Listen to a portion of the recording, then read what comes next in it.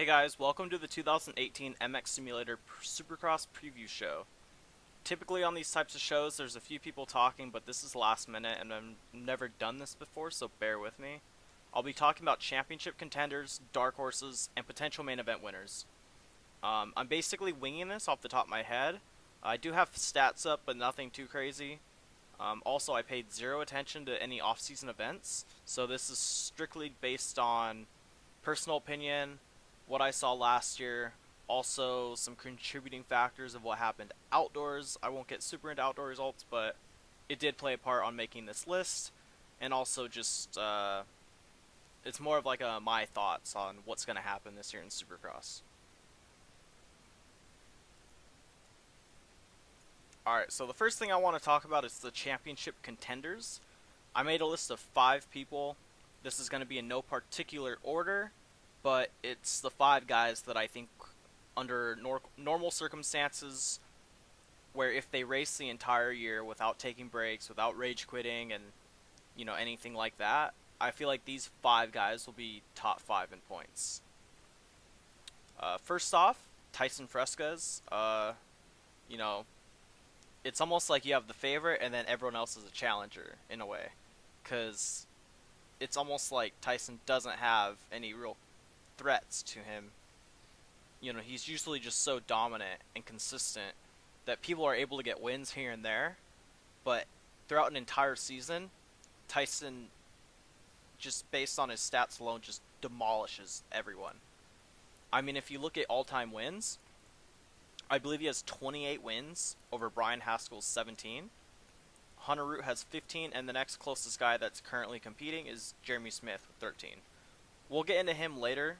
He's not going to be in my championship contender topic, but we'll get into him a little bit later on. Alright, continuing on with Tyson. He has 28 wins, and the closest guy, like I said, is Jeremy with 13. I know that's only 15 wins, and it doesn't seem like a lot, but it's almost equal to McGrath's 72 in Supercross. I feel like Jeremy could probably get up to 19, 20 wins, but once you get that high, I think it'll be 1 or 2 years down the road, and at that point, I feel like there'll be so many fast people coming up that those wins will be few and far between, and I don't believe he'll ever reach Tyson's record. Also, because during that, I know for a fact that Tyson's going to be racing and getting wins, and that gap is going to either stabilize or even grow. So I definitely have Tyson as the biggest threat for this, or the biggest favorite for this championship, I should say. The first person I want to talk about that I think will be a contender to Tyson is Jesse Mullins. He just came off of his 3rd straight outdoor title. He did not get any wins last year, but he had 3 podiums. And just kind of the vibe I'm getting from Jesse lately is that he's tired of only being known as an outdoor guy. I don't believe he has too many accolades to his credit in Supercross other than 3 wins. I'm not sure how many wins he has in the European Series. And last year he did, like I said, have 3 podiums, finished 6th in the points, but he also missed, I believe, 7 rounds in the middle of the season. Came back, did pretty strong, and I feel like that's kind of his motto. He starts off season okay, gets some top 10s, maybe a podium, usually falls off mid-season, and then usually has a couple really good races at the end, gets some momentum, and carries that on to outdoors. I don't know where his motivation level is at, but if he can carry that all the way through Supercross, I think he will be top 5 in points, but depending on how motivated he stays all throughout the year will determine how close he is to Tyson at the end of the year. I personally don't think he could beat Tyson for a championship, but if you take Tyson out of the equation, I think this thing is wide open.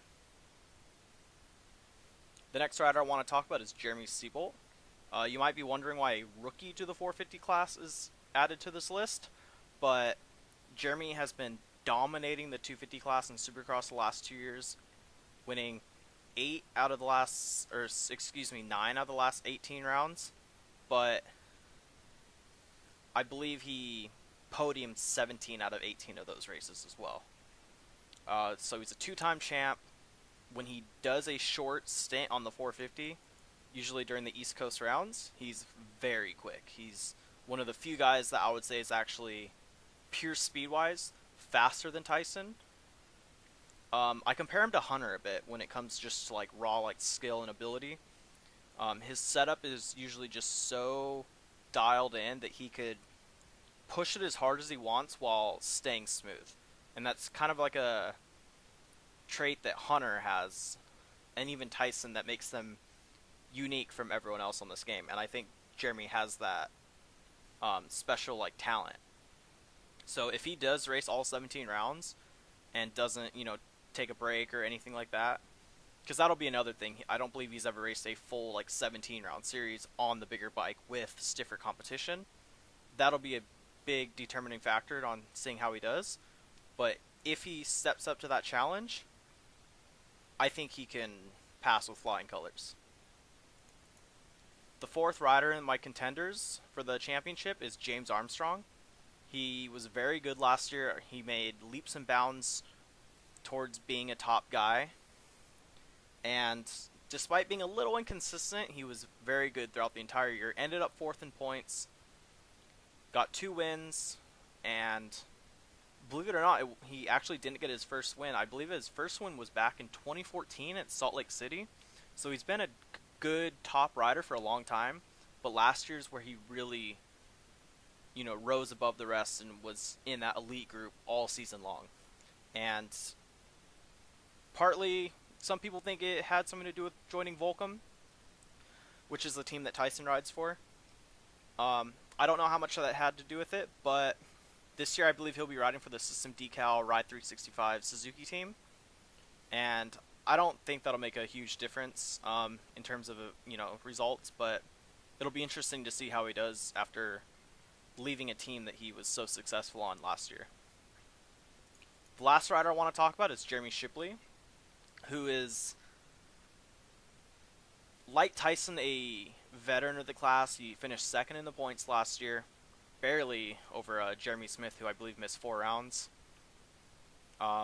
Shipley is very fast. He started off the year with a first and a second, was leading the points, and then rage quit, infamously rage quit Anaheim 2, and followed that up with a third, a first, a second, a DNF, and then a podium, a DNF, and a podium, and then a DNF, and then a fourth, second, fourth, second, third.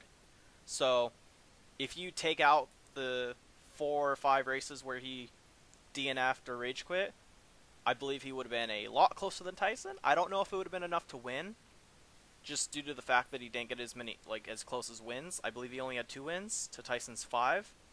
But still, he was very good, very, very fast. He's one of the smoothest riders in the history of the game. And if he can keep it together all season long, I think he is the #1 contender to Tyson. I don't know how much he's been playing, but usually he comes Anaheim 1 ready. Alright guys, the next thing I want to talk about is the dark horses of the 450 class. The first one I'm going to talk about is Colton Mitchell, who is still relatively new to racing professionally on MX Simulator. I remember it was, I think, 2015 off-season he was barely turning pro and relatively new. Kind of like a hot lap hero kind of kid, but you could tell he had a special talent for the game immediately, and that he would be a threat. I don't actually remember how he did in his rookie season, which I believe was 2016, but this past year in 2017, he had the quickest lap time. And remember, this was this wasn't just because he was tryharding. This was in the shortened, qualifying where they released the track an hour before the races, and he managed to have quick time at every single round in Supercross. And I believe he was even quickest in most of the outdoor rounds. I believe he finally lost that at Redbud to Jordan Moxie, I believe. But yeah, Colton was pretty consistent in Supercross. DM'd Vegas, looking at these results, he has 1 point for that round, which cost him second in points. But I heard that since he won a 250 outdoor title that he's racing 450s this year. I don't know if that's true. I do think that if he was racing 250s, he would be the biggest favorite to win a championship. But since he is racing 450s, from my sources, that he'll be a dark horse for sure to contend for a championship. Just based on consistency alone, I don't think he'll actually be a threat for the championship, but I think he will be definitely up there in the points. And you got to remember that when you're talking about winning a championship, you got to beat the 4-time champ of Tyson. Like if Tyson wasn't racing, I would say that he would even be. I would even put him in my championship contender group. That being said, I think Colton's going to do really well. I think he's going to get a lot of wins. Well, maybe not a lot of wins because the 450 class is so stacked, but I do think he will get a few wins and definitely make himself known as like a 450 class guy. Like I almost want to compare him to like a Roxon in real life when he moved up to 450s and he was just immediately contending for wins and championships. The next guy I want to talk about is Dade Honeywell. He was a title threat early last year, and if I bring up the results, he started off the year with 2 fourths, a DNF at Anaheim 2, similar to Shipley, and then he won, I believe it was Phoenix, it was round 4. And then after that, everything just kind of went to shit. He got a 9th, and then 2 DNFs, and then he didn't race from there on out. I'm not sure if he's planning on racing this year. He has been releasing some screenshots of him playing, but I don't know if he's going to be doing the full season. If he does, then I think he'll be similar to Mitchell. Will be a threat to the championship. At least top 3 in points. He'll be up there. Before he, rage quit last year. Essentially, I'm not sure what was going on in his personal life. Maybe he wasn't able. Maybe he started working. Maybe he wasn't able to race the entire season. But before that, he was, top 3 in points. Definitely contending for that, spot in the top 5 in points. The third rider I want to talk about is Adam Holm. From my understanding, he is racing the 450 class. He was just starting to blossom in Supercross into I want to say even just into a pro rider because he was amateur for so long. And then outdoors he comes out very fast. Eventually gets a win. I think he ended up getting 2 moto wins and maybe 1 overall win. Regardless, he went from the Architect team to the Ride 365 System Decal team. And I think if he carries that momentum onto Supercross, I think he'll be a top 5 guy. I don't know if he'll win, because it seems like he's been more of a outdoor guy than Supercross rider, just in terms of like consistency. But I can see him being a dark horse coming into this year. Like I would not be surprised to see him win, like Anaheim won. I would be very surprised to see him actually win a championship, but to win, I would not be that surprised. But I think there are a lot of people that might be surprised. The last rider I want to talk about for the dark horses is Jack Haley. Jack's been around for a long time now. He's always been very consistent and usually doesn't race all season long. He'll race, a few rounds here and there. He'll race like 70%, 60% of the rounds. But as a whole, he's usually gone for some races. But I remember a lot of people actually thought he was Australian because he lags, but that's because I think due to his dad working, I could be wrong on this, but I believe he lives in India. So it appears that he's like a European rider, but he is American, and he's always been very fast. No wins last year, if I remember correctly. Yeah. Always a solid top 10 rider. He got 1 4th place finish. Very consistent top 10 rider and was actually 8th in points. I think he's a dark horse if he does every single round to be a threat in that top 5 group, because I definitely think he has top 3 speed. And in the new Triple Crown main events, maybe in one of those shorter main events, he could grab his first victory. The last group of riders is not only potential main event winners, because I feel like a lot of these guys have the skill, but also... So it's not only potential winners, but it's also, in my opinion, guaranteed winners. But I put them in the same group regardless. The first rider I want to talk about is actually Matt Burkeen. He hasn't won since 2016 in Arlington, and He's always been pretty consistent. He finished 5th in points last year. He got a 2nd place finish. I think that he could get a win this year. I think if he wins, it wouldn't be surprising, so that's why he wasn't in like the dark horses. But he doesn't race often enough to be a championship contender. That's why he's in this kind of, you know, potential main event winner slash, you know, the leftovers type group. And actually, the rider that finished 2nd in his last victory was the next guy I'm going to talk about, which is Dennis Fjellberg, who actually hasn't won RF main event since 2014 in the 450 class. I believe he's won since on the 250 in 2015, if I'm right, but I'm probably wrong on that. And I know for a fact that he's won EMF races since, but in terms of American Supercross, he has not won since 2014, and that's a long layoff. And I know he's been very frustrated that he hasn't won, and I think just given his raw speed, I think if he races any of the Triple Crowns, he'll definitely be a threat to win, because we all know that Dennis is fast. The next rider is Jeremy Smith, who, it hurts my heart to talk about Jeremy, because he's, in my opinion, if he wasn't, I mean, he has a good excuse being a professional racer in real life, but if he wasn't, I would say he's right up there with Tyson as one of the best of all time on this game. I mean, I do anyways, but I think if he was committed to this game as much as I would say Tyson is, then I would put Jeremy ahead of him. Excuse me. Jeremy is very smooth, calculated. I almost hate watching him ride because he just makes it look so easy. Like, you don't even think he's going fast, and he's 4 seconds faster than you, even more sometimes outdoors. He missed, 4 races last year, early in the year. He got 2nd at Anaheim 1, didn't race the next round in San Diego, won Anaheim 2, didn't do a few rounds, and then in the last 8 rounds of the year, he went 1-1, 2-4, 1-1, 7-1-2, and if you look at Tyson, that's even I would say at those last 8 rounds, granted Tyson had a huge points lead, but I think head-to-head, that's what everyone wants to see. I know a lot of people want to see Hunter Root, race a full year. And luckily we saw that between him and Tyson, I believe it was 2016. And that was a great, battle to the end. But, man, I really want to see Jeremy race. And unfortunately, I heard that he's going to be missing the first 3 rounds this year anyways. So that's a huge blow to the series.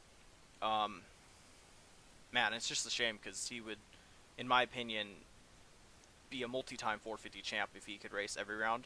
But understandably, he races Supercross in real life and motocross in real life, so you can't hate on the guy. You can only respect him for what he's doing.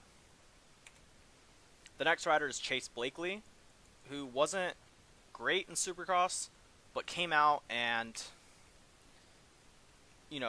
won some outdoors and impressed a lot of people. He came very close to earning a career number. It actually was very close between him and Jack Haley. Instead, Blakely lost out. He's running 13, which I actually ran 2 years ago, and I think he could potentially win a main event. I don't think he will win a 20-minute plus 1 lap main event against Tyson, Shipley, Smith, etc. But in one of those shorter main events, which will be also similar to the next 2 people I name off, I think he could win one of those. The first guy of those 2 guys that I just mentioned is Cameron Lee. A lot of people might be rolling their eyes right now, but he did dominate AMS early before moving up to pro. He struggled to make main events early, but 450 class is stacked. Especially with the field where you had to be top 4 or 5, given which race you were in, the heat or the semi or LCQ. It was tough to make mains. I understand that, but he was still very quick. He got really good starts outdoors, which I think will help him if he gets into those Triple Crown main events. And I think he could be a potential main event winner. I mean, when he was winning AMS, people were saying this is the next guy to move up to pro and potentially contend for wins. That didn't happen, but he might have the nerves out of his body now, and he might be a little bit more looser. And who knows, we might have a new 450 contender on the cards. The last rider for this 450 preview show is, man, I can't remember, was it? Yeah, it was 2016. Tyler Schmidt, Prodigy. I believe he had not ever won a race, and then he finally got his first win, went on to win the championship, and then struggled heavily defending it. He was trying to ride the 252 stroke that didn't go well last year, or this year, 2017. He's racing the 450 this year. I've seen him in servers, and he's riding fast as always. He finished 14th in points last year. He got a podium. This guy is smooth, gets good starts, and I think in one of those shorter main events, I think he could definitely win. He's a former champ for a reason, and I would not be surprised if you finish racing one of those, 10-minute mains and look up and see number 56 winning the race. And that does it for the 450 class. I might do a 251 depending on how this went.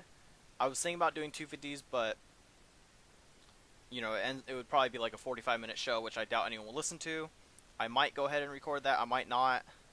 But anyways, I hope you guys enjoyed this 451. If I get positive feedback, I might do the 251. I don't really know who's racing East or West. That's the biggest delay on that. But regardless, I hope you guys like this.